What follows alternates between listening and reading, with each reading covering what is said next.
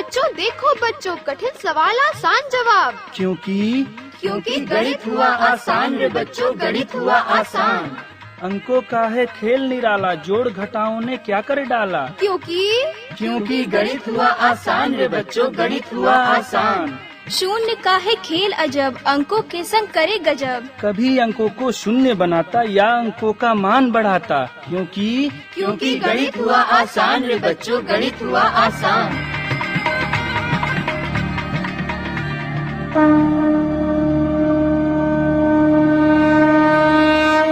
अलवर की आवाज 90.8 FM पर मैं हूं आपके साथ, आपका दोस्त बसंत।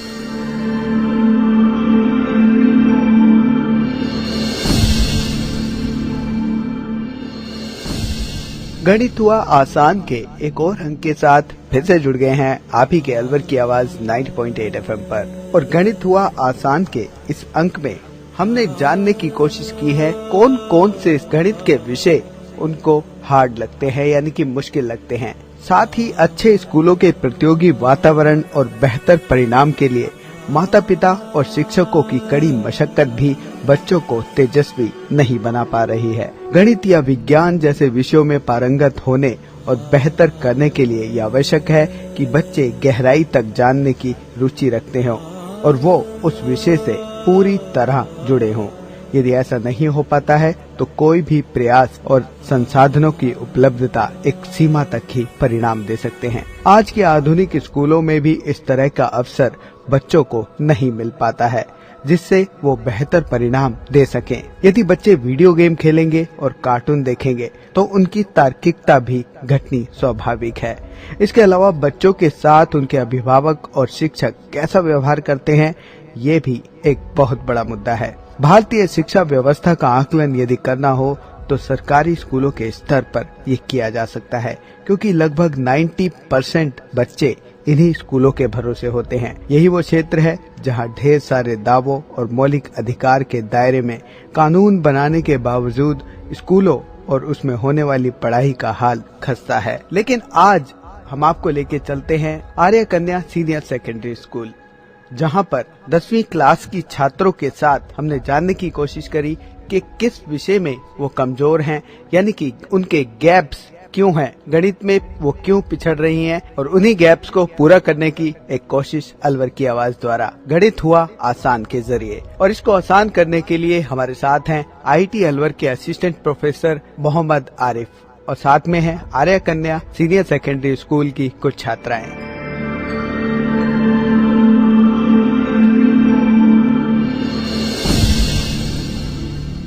हाँ तो बच्चों, मैं Mohammad Arif, assistant professor IIT group of institution Alwar Rajasthan.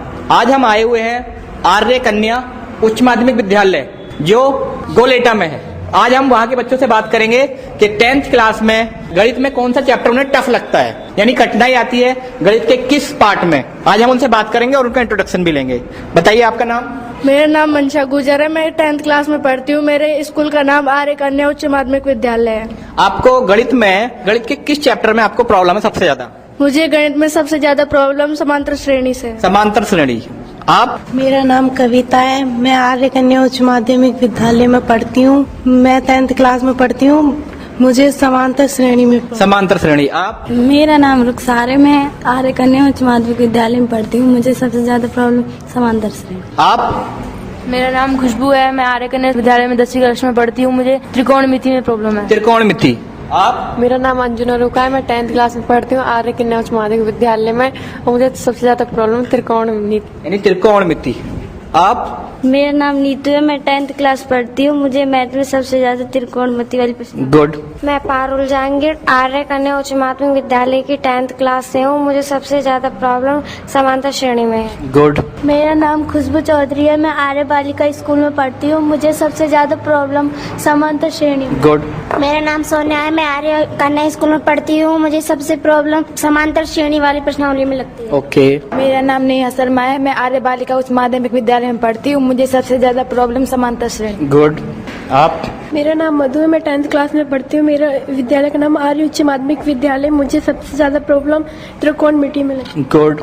आप? मेरा नाम भावना है, मैं 10th क्लास में पढ़ती हूँ। मुझे सबसे ज्यादा प्रॉब्लम त्रिकोणमिति। गुड। आप? मेरा नाम सोनिका है, मैं 10th क्लास में पढ़ती हूँ, मुझे सबसे समांतर श्रेणी में। गुड। आप? मेरा नाम प्रियंका है, मैं कक्षा 10 पढ़ती हूँ, मुझे त्रिकोणमिति सबसे ज्यादा हार्ड है। गुड। आप? मेरा नाम सीमा है, मैं 10th क्लास में पढ़ती हूँ, मेरे स्कूल का नाम आर्य कन्या उच्च माध्यमिक विद्यालय, मुझे त्रिकोणमिति प्रश्नावली ज्यादा टफ। ओके। तो जैसे मैंने आप देखा कि सबसे ज्यादा हमें प्रॉब्लम है वो त्रिकोणमिति में, है ना। ये त्रिकोणमिति क्या आफत है हम आज बताएंगे। त्रिकोणमिति, ठीक है बच्चों? तो सबसे पहले मैं आपको त्रिकोणमिति के बारे में, आज हम क्या है जो बच्चों की जनरल प्रॉब्लम है उसके बारे में बात कर रहे हैं। जो बेसिकली बच्चों को प्रॉब्लम आ रही है आज उनको सॉल्व करने की कोशिश करेंगे। जैसे आज हम यहाँ आर्य कन्या स्कूल में आए और हमने देखा कि यहाँ बच्चों को 2 टॉपिक, यानी कौन कौन से, समांतर श्रेणी और त्रिकोणमिति, ये सबसे ज्यादा टफ लग रही है। तो बच्चों त्रिकोणमिति मैं बताता हूं आपको। त्रिकोणमिति देखो, सबसे पहले त्रिकोणमिति के लिए आपको एक त्रिभुज का पता होना चाहिए। तिर मीन्स होता है 3, तिर मीन्स क्या होता है 3, कोण मीन्स कोण, मिति मीन्स उनके बारे में बात करना, है ना। तो जैसे मैं बता रहा हूं आपको त्रिकोणमिति, त्रिकोणमिति किसी त्रिभुज के, 3 कोण वाला त्रिभुज होता है, किसी त्रिभुज की भुजाओं और कोणों के बीच संबंध बताता है, और कुछ नहीं है। किसी त्रिभुज के या की भुजाओं और कोणों के बीच संबंध, और कुछ भी नहीं है। लेकिन त्रिकोणमिति स्टार्ट करने से पहले हमारी शर्त यह है कि जो त्रिभुज है वो कैसा होना चाहिए, समकोण। किसी भी त्रिभुज का नहीं बता सकता, ठीक है। त्रिभुज, इसने क्या कहा, त्रिकोणमिति क्या है, त्रिभुज की भुजाओं और कोणों के बीच संबंध त्रिकोणमिति है। लेकिन कैसा त्रिभुज होना चाहिए, समकोण। तो अब क्या हुआ, किसी समकोण त्रिभुज की भुजाओं और कोणों के बीच संबंध कौन बताता है, त्रिकोणमिति। अब बताएगा कैसे, त्रिभुज के अंदर क्या क्या होता है, समकोण त्रिभुज के अंदर, समकोण त्रिभुज हमने ABC ले लिया। मान लीजिए हमारे पास कोई समकोण त्रिभुज क्या है, ABC, ABC है। इसके अंदर कोण B जो है वो कितना है हमारे पास, 90 डिग्री, ठीक है। उसके बाद 2 कोण और बचे।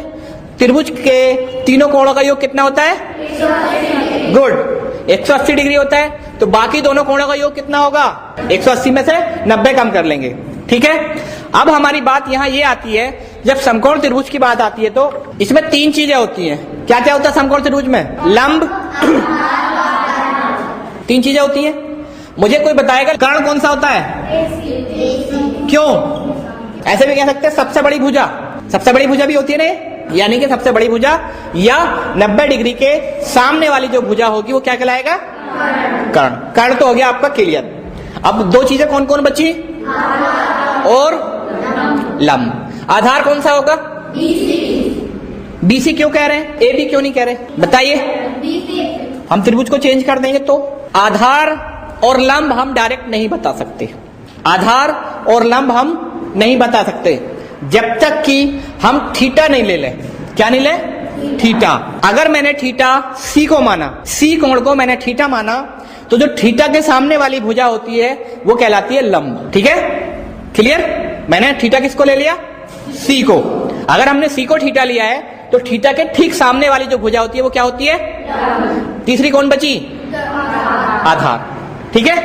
लेकिन अगर मैं क्वेश्चन को चेंज कर देता हूं, थीटा मैंने ले लिया ए को थीटा ले लिया, ठीक है। थीटा मैंने किसको ले लिया, ए। जब ए को थीटा लूंगा तो थीटा के सामने वाली भुजा कौन होगी, लंब, क्या, BC, क्लियर।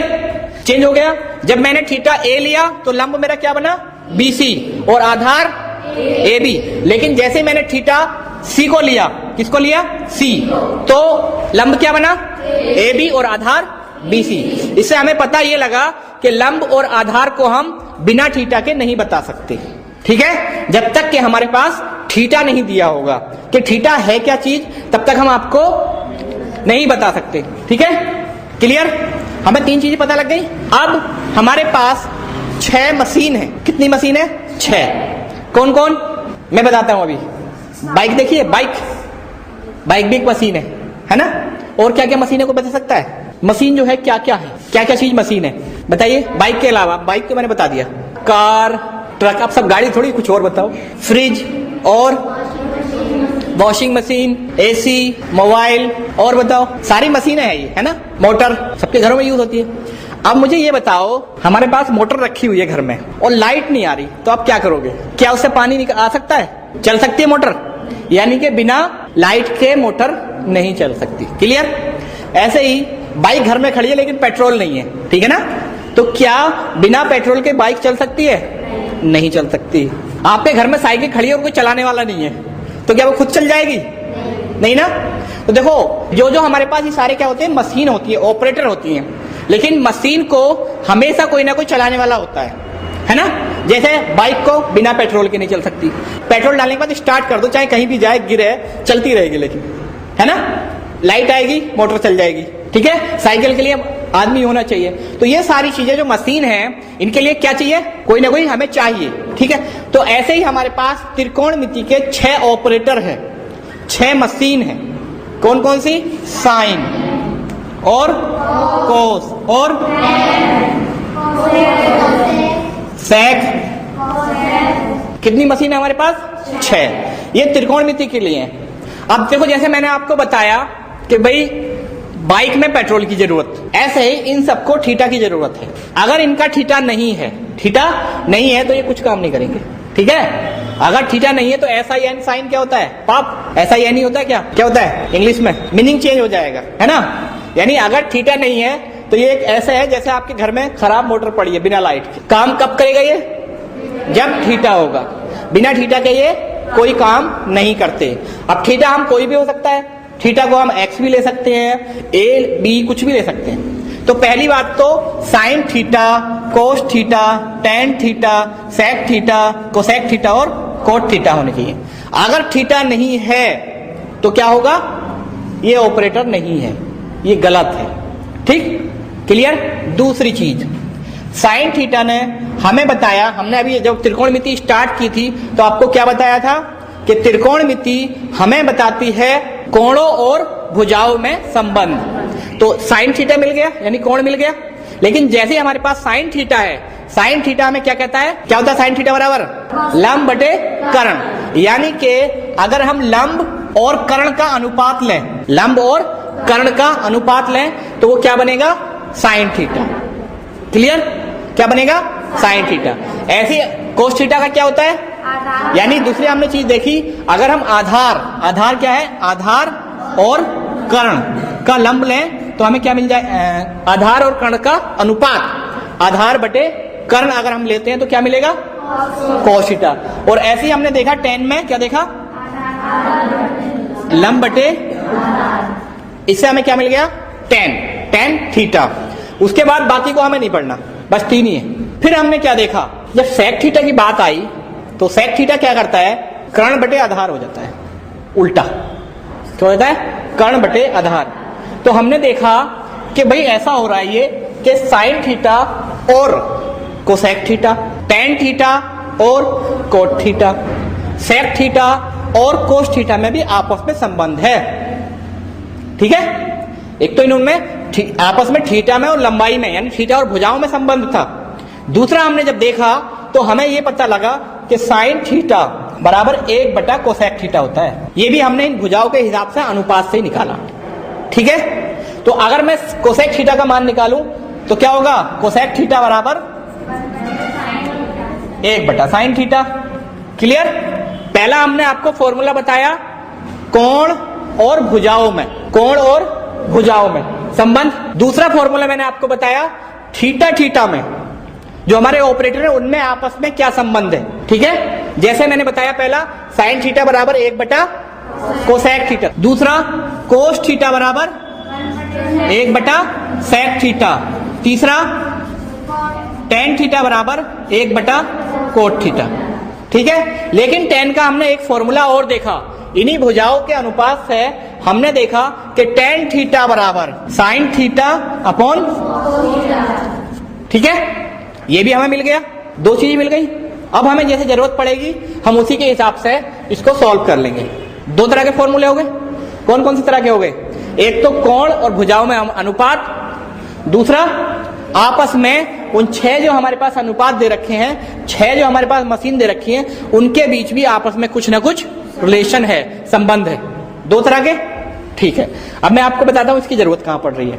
सबसे पहले फॉर्मूले की आपको जरूरत कहां पड़ी है। आपके स्कूल में एक बहुत ऊंचा पेड़ है, एग्जाम्पल है इसमें, है ना, वो टूट कर आधा टूटा, कहीं से टूटा और जमीन पे आके गिर गया, कैसा कोण बनेगा? समकोण बनेगा। पेड़ सीधा होता है लेकिन वो टूटेगा तो कैसा कोण बनेगा? समकोण। टूटने पर पेड़ आपका दो जगह होगा, एक तो लंब और एक कर्ण। तो इस तरह से अगर हम बात करें तो पेड़ टूटने पर हमारा कैसा त्रिभुज बनेगा? समकोण। समकोण बन गया। मेरा कहना यह है कि जो पेड़ है वो 5 मीटर ऊंचाई से टूटा। मुझे पेड़ की टोटल लंबाई नहीं पता, ठीक है, पेड़ 5 मीटर ऊंचाई से टूट गया, ठीक है, लेकिन जब वो टूटा और जमीन पे गिरा तो उसने 60 डिग्री का एंगल बनाया, 60 डिग्री का कोण बना दिया जमीन से। अब मेरा क्वेश्चन ये है कि आप ये बताओ उस पेड़ की लंबाई कितनी होगी? ठीक है भाई, हमें नहीं पता, वो टूट गया, हम नाप भी नहीं सकते, ऐसे मान लो। हमने सिर्फ इतना पता कर लिया कि जो टूटा हुआ भाग है, जो अभी बचा हुआ है, वो है 5 मीटर, और जो गिर गया उसकी हमें नहीं पता कितना लंबा है। ठीक है, हमें पता ये करना है इस पेड़ की पूरी लंबाई क्या होगी। तो उसके लिए हम थीटा मिल गया हमें, और एक भुजा मिल गई। कौन सी भुजा है? क्या है ये? लंब होगा, क्योंकि थीटा के सामने वाली भुजा है। जब आपकी थीटा के सामने वाली भुजा क्या कहलाती है? लंब। तो मेरे पास लंब है लंब, और थीटा भी है। मुझे निकालना क्या है? क्या निकालना है? ये टूटा हुआ सिरा। क्या बना टूटा हुआ सिरा? कर्ण बना। तो कर्ण निकालने के बाद अगर लंब में जोड़ दूंगा तो पूरा पेड़ मिल जाएगा, है ना। लंब तो हमारे पास पहले से, ठीक है। तो कर्ण हम कैसे निकालेंगे? अब हमने आपको 3 अनुपात बताए थे। कौन कौन? 3। कौन कौन सा? साइन थीटा बराबर लंब बटे कर्ण। क्या इसमें कुछ है हमारे काम का? है। क्या है? यानी कि हमारे पास कर्ण निकालने के लिए लंब है, ठीक है। तो हम क्या करेंगे? रख देंगे साइन 60 बराबर लंब कितना दे रखा? 5 बटे कर्ण। और जब इसको हम हल करेंगे, साइन 60 का मान कितना होता है? जब हम इसको हल करेंगे तो हमारे पास आ जाएगा कर्ण बराबर 10 बटे √3। यही आएगा, है ना। करके देखो, सॉल्व करके देखो। तो हमने जैसे कर्ण मिल गया, हमें क्या मिला बच्चों? 10 बटे √3। ये मिल गया मुझे क्या? कर्ण। कर्ण निकालने के बाद मुझे चाहिए पेड़ की टोटल लंबाई, संपूर्ण लंबाई। तो देखो, पेड़ जो टूटा था उसके पास कितने ऊपर से टूटा था? 5 मीटर से। वो भी जोड़ेंगे तो हमारे पास पेड़ की संपूर्ण लंबाई बराबर 5 प्लस 10 बटे √3, जो भी मीटर होगा या सेंटीमीटर होगा। इस तरह से आपका ये मान आ जाएगा, ठीक है। इसीलिए हमें त्रिकोणमिति के कौन से फॉर्मूले? भुजाओं और कोणों के बीच संबंध की जरूरत पड़ी। जैसे हम बहुत दूर खड़े हैं, बहुत ज्यादा दूरी पर खड़े हैं, लेकिन हमें यह पता है कि वो दूरी कितनी है और हमें किस चीज को हम देख रहे हैं, उसकी हम ऊंचाई निकाल सकते हैं। इसी से आर्मी में मैक्सिमम लोग त्रिकोणमिति को यूज करते हैं। आपके घर में से किसी में से है कोई आर्मी में? कौन है? भैया से पूछ के देखना, उनकी जो गन होती है ना, उसमें ये त्रिकोणमिति यूज होती है। एंगल सेट करके तभी दुश्मन को मारते हैं, ठीक है। जब तक आप एंगल सेट नहीं करोगे, आप नहीं बता सकते कि दुश्मन कितनी दूरी पर है और कैसे मारना है। दुश्मन को पता करना है, लोकेशन चेक करनी है कितनी दूरी पर है, तो वो हम इसी से चेक करते हैं। उसका हम एंगल बनाते हैं और दुश्मन को चेक कर लेते हैं कि इतनी दूरी पर है, उसके बाद वहीं शूट करते हैं। ये सारी चीजों में जरूरत पड़ती है किसकी? त्रिकोणमिति की। एक चीज और बता दूं, अगर मुझे गोला या बारूद या कुछ भी सबसे ज्यादा दूर पे फेंकना है, उसके लिए मैं 45 डिग्री का कोण बनाऊंगा।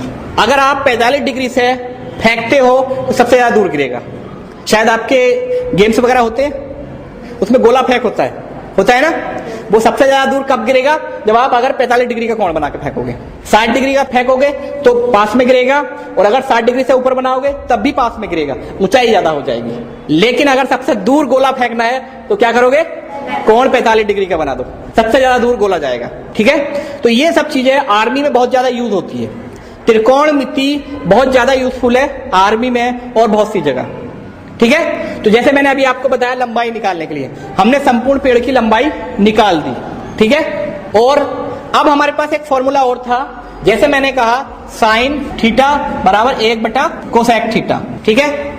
मैं ये कह रहा हूं, आप ये सिद्ध कीजिए कि साइन थीटा और कोसेक थीटा का गुणनफल जो है 1 होता है। साइन थीटा और कोसेक थीटा का गुणनफल 1 होता है। हमें ये सिद्ध करना है, हमें ये प्रूफ करना है, prove that the multiple of sine theta and cosec theta is equal to 1।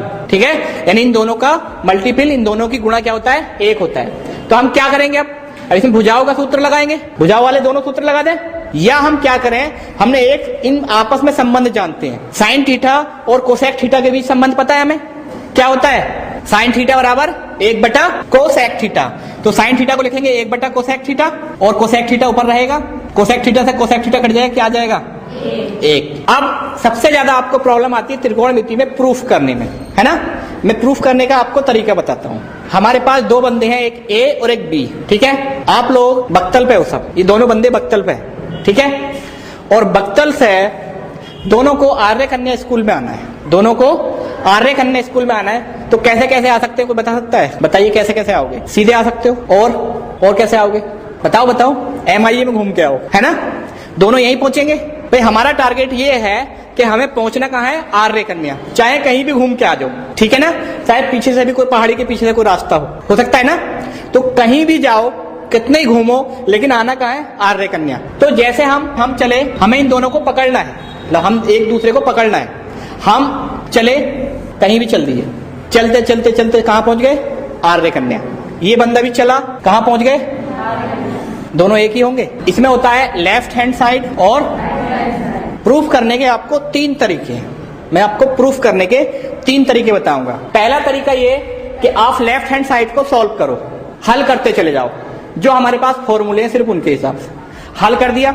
अगर आपको वो राइट साइड मिल गई, मान लो हो सकता है कि हम इधर से आर्य कन्या से जा रहे हैं और वो उधर से आर्य कन्या से आ रहा है, और दोनों मिल गए, ऐसा हो सकता है ना, शायद रास्ते में मिल जाए, दोनों एक ही रास्ते से आ रहे हो, पहली बात। दूसरी ये कि शायद बी चलाओ पहले, ए अपनी जगह पे खड़ा हो, तब रास्ते में मिल जाए कहीं, ऐसा होगा ना भाई। एक तरीका तो ये है कि ए चला, बी अपनी जगह खड़ा है, बी कहीं को हिला ही नहीं, चलते चलते चलते चलते कहीं उसे बी मिल गया ना, रास्ते में मिल गया, वहां तक पहुंचने की जरूरत नहीं पड़ी। दूसरा तरीका ये है, ए को खड़ा रहेगा, बी चलेगा, फिर ए कहीं ना कहीं रास्ते में मिल जाएगा। तीसरा तरीका ये है कि दोनों चल दिए अलग अलग रास्तों से, सॉल्व करेंगे, शायद फिर दोनों कहीं मिल जाएं। तो इसका तरीका ये है, देखो पहले आप लेफ्ट हैंड साइड को लेके चलो, लेफ्ट हैंड साइड ये वाली, कौन सी, लेफ्ट हैंड वाली, उसको लेके चलो, जो आपके साथ फॉर्मूले आते हैं उनकी तरह से, उसको आप लेके चलो, हल करते चलो।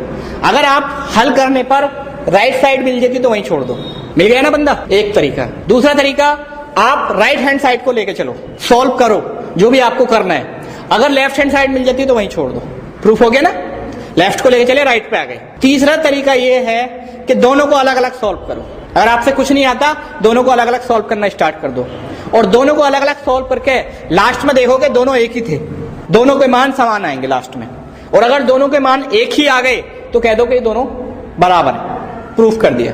प्रूफ करने के कितने तरीके, कौन कौन से, पहले ए के चलाओ तो बी को वहीं लेफ्ट हैंड साइड लेके चलो, राइट लेफ्ट साइड लेके चलो, तो लेफ्ट को सोल्व करेंगे तो राइट को वहीं पे रहने देंगे तो राइट तक पहुंच जाएंगे, राइट तक पहुंच जाएंगे, और राइट को लेके चलेंगे तो लेफ्ट तक पहुंच जाएंगे। तीसरा, या फिर दोनों को लेके चलो, जहाँ पे बराबर हो जाए वहीं पे चलो। ठीक है, सॉल्व करने का तरीका यही है आपका। उसके बाद आपके एक फॉर्मूले और आते हैं, कौन से, 90 माइनस थीटा, वो भी आते हैं ना, साइन 90 माइनस थीटा, उसके कौन कौन से होते हैं, जैसे साइन 90 माइनस थीटा क्या होगा, कोस थीटा। मैं इसको आपको प्रैक्टिकली समझाता हूं। एक त्रिभुज लीजिए, समकोण त्रिभुज ABC ले लिए, एक समकोण त्रिभुज, इसका कोण B कितना है, 90 डिग्री, कोण A कितना है, A ले लो, और कोण B को C ले लेते हैं ना, ठीक है। कोण C बराबर मैं क्या लिख सकता हूं, 90 माइनस A लिख सकता हूं, क्या 90 माइनस A लिख सकता हूं। जो मान कोण C का होगा वही मान कोण 90 माइनस A डिग्री का होगा। ये बात सही है या गलत, हाँ जी आप बताओ। सर सही है। सही है, कैसे, क्योंकि A और C का जो टोटल होगा वो मान 90 होगा, तो C की जगह में क्या लिख सकता हूं, C ना लिख के 90 माइनस A, यानी इससे हमें पता चल गया कि भाई मुझे C का मान निकालना है ना, लेकिन A के पदों में, मान तो C का होना चाहिए लेकिन C नहीं आना चाहिए कहीं भी, थीटा तो C का लेना है लेकिन C आना नहीं चाहिए कहीं भी, A के पदों में निकालना है सामने वाले के, हमें कोई जैसा किसी की कभी बुराई करते हैं, है ना, कोई बात बोलते हैं, मेरा नाम मत लियो, बात भी पहुंच जाए मेरा नाम भी नहीं आना चाहिए, ऐसा होता है ना। अब मैम से अगर हम किसी की शिकायत करने जाएंगे तो कहेंगे मैम मेरा नाम मत लेना, जिसकी शिकायत हो रही है बस उसी तक पहुंचनी चाहिए। तो वही काम हम यहाँ कर रहे हैं। मान तो सी का निकालेंगे लेकिन सी का नहीं होगा, वो मतलब ए के पदों में निकालेंगे। हम उसी बंदे को निकालना है कि हमारा नाम का पता नहीं लगना चाहिए कि हमने बताई ये बात, है ना। ठीक है, कोई चीटिंग कर रहा है मान लो क्लास में, और आपने जाके मैम से बोल दिया मैम वो चीटिंग कर रही थी लेकिन मेरा नाम नहीं आना चाहिए, तो नाम तो चीटिंग करने वाले का आएगा ना। सेम वही प्रोसीजर है यहाँ। बताने वाला कौन है? सी, लेकिन बताएगा किसको? ए को। हमें ये नहीं बताना कि जी हमें बताना है। तो हम सी को क्या लिख सकते हैं? 90 माइनस ए। क्या लिख सकते हैं? ऐसी जगह हमें जरूरत पड़ती है जब हमें अपना नाम छुपाना है, सामने वाले का नाम बताना है, तब हम क्या करते हैं? 90 माइनस थीटा वाले फॉर्मूले यूज करते हैं। ठीक है, जैसे मैंने कहा साइन 90 माइनस ए, मान किसका है ये? सी का। 90 माइनस ए बराबर कोस ए, मान लिया था सी का, लेकिन सी का कहीं नाम नहीं आया। आया क्या? कहीं नहीं आया ना। ऐसी जगह के लिए हमें जरूरत पड़ती है 90 माइनस थीटा वाले फॉर्मूलों की, जब आदमी को अपने आप को खुद बचाना हो और दूसरे को फंसाना हो, है क्या नहीं? तब हमें जरूरत पड़ेगी किसकी? 90 माइनस थीटा। जैसे मैंने देखा सी का मान 90 माइनस ए होता है, ठीक है ना, क्लियर। लेकिन सी देखो कहीं भी नहीं आया, सी साफ बच गया, लेकिन मान सी का ही था। ए के पदों में सी का ही मान तो था, ए अपने ऊपर ले गया। तो ऐसे फॉर्मूले में जब जब हमें जरूरत पड़ेगी तो हम क्या करेंगे? 90 माइनस थीटा वाले फॉर्मूले यूज करेंगे। उसके बाद आपके एक टाइप के और बचे, कौन से? स्क्वायर वाले, है ना। Sine square theta plus cos square theta बराबर sine square theta plus cos square theta बराबर 1। ऐसी दो फॉर्मूले हो रहे हैं, कौन से? 1 प्लस टेन स्क्वायर थीटा बराबर sec square theta, 1 plus cot square theta बराबर कोसेक स्क्वायर थीटा। ये कब जरूरत पड़ेगी? जब हमें स्क्वायर में हो, पावर 2 हो, तब हम इसकी जरूरत पड़ेगी। अब हमने फॉर्मूले कौन कौन से पढ़े त्रिकोणमिति के अंदर? पहले ये बताओ, हमने आज कौन कौन से फॉर्मूले बताए त्रिकोणमिति? आज हमने पूरक कोण वाले, हाँ 90 माइनस थीटा वाले, और हमने वर्ग वाले भी पढ़े, हाँ, और साइन थीटा है जैसे उनके बीच का अनुपात, कोणों के यानी भुजाओं और कोणों के बीच अनुपात का भी पढ़ा है, और आपस में संबंध साइन थीटा और सेक थीटा में संबंध, इस तरह के पढ़े ना। हाँ। तो हमने आज जो 4 तरह के फॉर्मूले पढ़े, मैं आपको रिपीट कर रहा हूँ। पहले भुजाओं और कोणों में, भुजाओं और कोणों में, दूसरे कोणों कोणों में संबंध, साइन और सेक में संबंध, इस तरह से पढ़े। तीसरे पूरक कोण वाले, यानी कि अपने ऊपर बात नहीं आनी चाहिए, दूसरे के ऊपर ही जाए, बता हम रहे लेकिन पता किसी और का चलना चाहिए, है ना। यानी पूरक कोण 90 माइनस थीटा वाले। और तीसरे कौन से पढ़े? वर्ग वाले। कौन कौन से? Sign square theta plus cos square theta बराबर 1 प्लस टेन स्क्वायर थीटा बराबर सेक स्क्वायर थीटा, और 1 प्लस कोट स्क्वायर थीटा बराबर। अब मेरा एक क्वेश्चन है, आप 1 प्लस टेन स्क्वायर बराबर क्या होता है? कौन कौन बताएगा? हाथ खड़ा करो। 1 plus ten square, good. Sec square theta. आप? Sec square theta. आप? Sec square theta. आप? Sec square. दोबारा क्वेश्चन सुनो, 1 प्लस टेन स्क्वायर बराबर क्या होता है? Sec square. नहीं, सारे गलत। मैं बताऊं? 101। 1 प्लस टेन स्क्वायर, 1 प्लस 10 का स्क्वायर कितना हो गया? है नहीं है? मैंने पहली बार आपको बताया था जब बाइक में पेट्रोल नहीं होगा तो बाइक नहीं चलेगी, बताया था ना। अब अगर मुझे बिना पेट्रोल के लेके चलो तो क्या सही है वो? नहीं ना। 1 प्लस टेन स्क्वायर क्या होता है? 101। क्लियर? इसका मतलब ये है बिना थीटा के हम कुछ नहीं। मैंने थीटा नहीं बताया, मैंने कहा 1 प्लस टेन स्क्वायर। घर जाके पूछना सबसे, ठीक है। तो इस तरह से आज हमने त्रिकोणमिति के बारे में थोड़ा बहुत जाना, ठीक है। धन्यवाद बच्चों।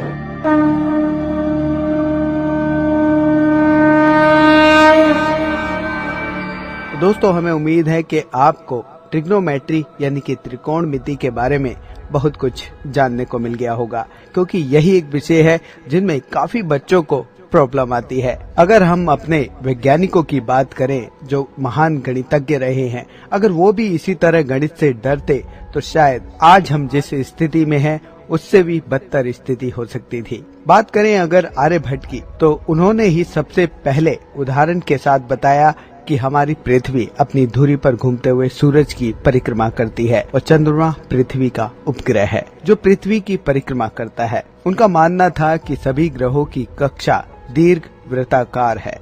उन्होंने बताया कि चंद्रमा का प्रकाश सूरज का ही परावर्तन है। आर्यभट्ट ने बताया कि नाव में बैठा हुआ व्यक्ति जब जल प्रवाह के साथ आगे बढ़ता है तब वो समझता है कि वृक्ष, पाषाण, पर्वत आदि जितने भी पदार्थ हैं उल्टी गति से जा रहे हैं। उसी प्रकार गतिमान पृथ्वी पर से स्थिर नक्षत्र भी उल्टी गति से जाते हुए दिखाई देते हैं। इस प्रकार आर्यभट्ट ने सबसे पहले ये सिद्ध किया कि पृथ्वी अपने अक्ष पर घूमती है। आर्यभट्ट एक महान इंसान थे जिन्होंने गणित में समुद्र जैसी गहराई जितने अध्ययन और विश्लेषण के बाद नई दुनिया को जन्म दिया। हमें भी उम्मीद है कि गणित हुआ आसान के इस अंकों के साथ आने वाले भविष्य में हमें बहुत से ऐसे वैज्ञानिक और देखने को मिलेंगे। तो आज गणित हुआ आसान के इस अंक में IIT अलवर के असिस्टेंट प्रोफेसर मोहम्मद आरिफ ने हमें बताया त्रिकोणमिति यानी कि ट्रिग्नोमेट्री के बारे में, जिससे बच्चे अक्सर डरते हैं। और साथ में थे हमारे आर्य कन्या सीनियर सेकेंडरी स्कूल के कुछ छात्र। ये प्रोग्राम भारत सरकार के विज्ञान एवं प्रौद्योगिकी विभाग द्वारा प्रेरित एवं समर्थित किया गया। आपको ये प्रोग्राम कैसा लगा? आप अपने फीडबैक प्रतिक्रिया दे सकते हैं। अपने फीडबैक प्रतिक्रिया देने के लिए हमारा पता है कम्युनिटी रेडियो अलवर की आवाज 90.8 megahertz, IIT group of institutions, north extension, MIA Alwar, Rajasthan. हमारे फोन नंबर है 9587908908 और दूसरा नंबर है 0144512190। आप हमें मेल भी कर सकते हैं। हमारी ईमेल आईडी है radioalwar@gmail.com। और साथ ही इस प्रोग्राम को आप ऑनलाइन यानी कि इंटरनेट पर भी सुन सकते हैं। इंटरनेट पे सुनने के लिए आपको लॉगिन करना है www.i-radiolive.com पर। और साथ ही मैथमेटिक्स यानी गणित हुआ आसान के एपिसोड आप ऑनलाइन यानी कि इंटरनेट के माध्यम से एक दुनिया अनेक आवाज के वेबसाइट पर भी सुन सकते हैं। वेबसाइट है www.edaa.in।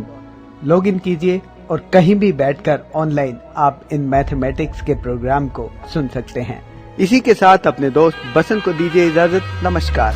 आओ बच्चों, देखो बच्चों, कठिन सवाल आसान जवाब। क्योंकि गणित हुआ आसान रे बच्चों, गणित हुआ आसान।